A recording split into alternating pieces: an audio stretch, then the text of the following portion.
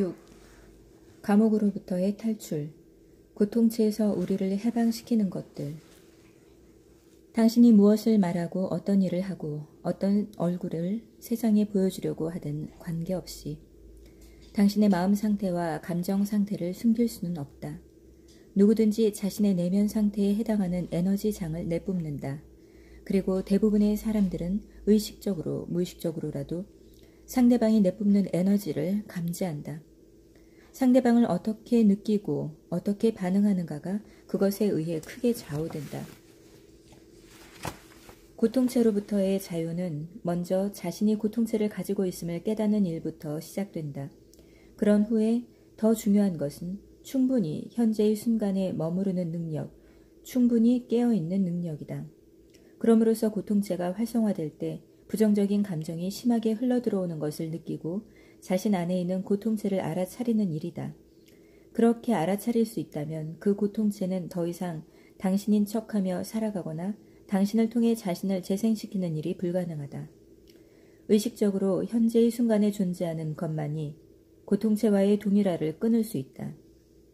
당신이 동일화되지 않으면 고통체는 더 이상 당신의 생각을 조종할 수 없다. 당신의 생각을 먹이 삼아 스스로를 재생시킬 수 없다.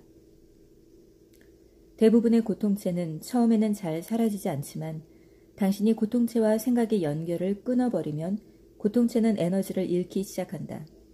당신의 생각은 이제 감정의 먹구름이 드리워지는 것이 중단된다. 현재의 감각 지각이 과거에 의해 왜곡되지 않는다. 그러면 고통체에 갇혀있던 에너지가 주파수가 바뀌어 이 순간의 존재함으로 변형된다. 이런 방식으로 고통체는 깨어있는 의식을 위한 연료가 된다.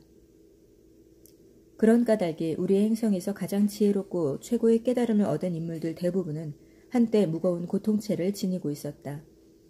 당신이 무엇을 말하고 어떤 일을 하고 어떤 얼굴을 세상에 보여주려고 하든 관계없이 당신의 마음 상태와 감정 상태를 숨길 수는 없다.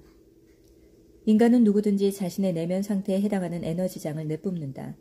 그리고 대부분의 사람들은 비록 무의식적으로만 느낄지는 몰라도 상대방이 내뿜는 에너지를 감지할 수 있다. 다시 말해 자신은 알지 못하는 상태에서 그것을 감지하지만 상대방을 어떻게 느끼고 어떻게 반응하는가가 그것에 의해 크게 좌우된다. 어떤 사람들은 누군가를 처음 만났을 때 대화를 나누기도 전에 매우 분명하게 그것을 알아차린다. 하지만 잠시 후에는 말과 언어들이 그 관계를 점령하고 말과 함께 그들이 연기하는 역할들이 등장한다. 그렇게 되면 관심이 생각의 영역으로 옮겨가서 상대방의 에너지장을 감지하는 능력은 급격히 줄어든다. 그럼에도 불구하고 무의식 차원에서는 여전히 느낀다. 고통체가 무의식적으로 더 많은 고통을 찾는다는 것, 즉 무엇인가 나쁜 일이 일어나기를 기다리고 있다는 것을 깨달으면 많은 교통사고들이 그 시점에서 고통체가 활성화된 운전자에 의해 일어난다는 사실도 이해할 수 있을 것이다. 고통체가 활성화된 두 명의 운전자가 같은 시각의 교차로에서 만나면 사고가 일어날 가능성이 정상적인 상황보다 몇 배로 증가한다. 두 사람 모두 무의식적으로 사고가 일어나기를 바랐기 때문이다. 교통사고에서 고통체가 맡은 역할은 도로 위 분노라고 불리는 현상에서 분명하게 나타난다.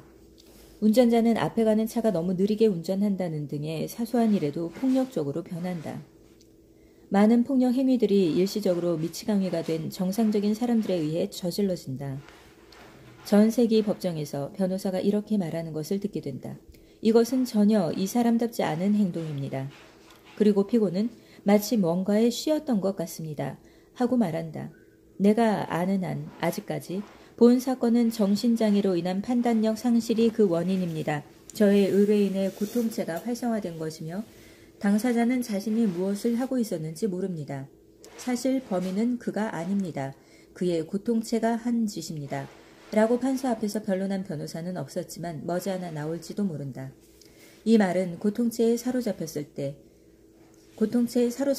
한 행동에 대해 당사자는 책임이 없다는 것을 의미하는가? 나의 대답은 이렇다. 어떻게 책임을 질 수 있는가? 무의식 상태에서 한 일, 자신이 무엇을 하고 있는지 모르는 상태에서 한 행동에 대해 어떻게 책임을 질 수 있는가? 하지만 더 넓은 관점에서 보면 인간 존재는 깨어있는 의식을 가진 존재로 진화하도록 운명 지어져 있으며 진화하지 못한 사람은 당연히 자신의 무의식적인 행동의 결과로 고통받는다. 그러한 사람들은 우주의 진화라는 충동으로부터 벗어나 있는 것이다.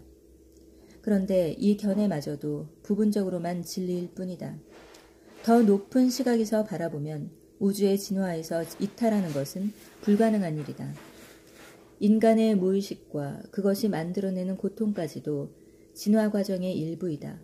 끝없는 고통의 악순환을 더 이상 견딜 수 없게 되면 당신은 깨어나기 시작할 것이다. 그러므로 더 넓은 그림에서는 고통체 역시 그 나름의 존재 가치가 있다.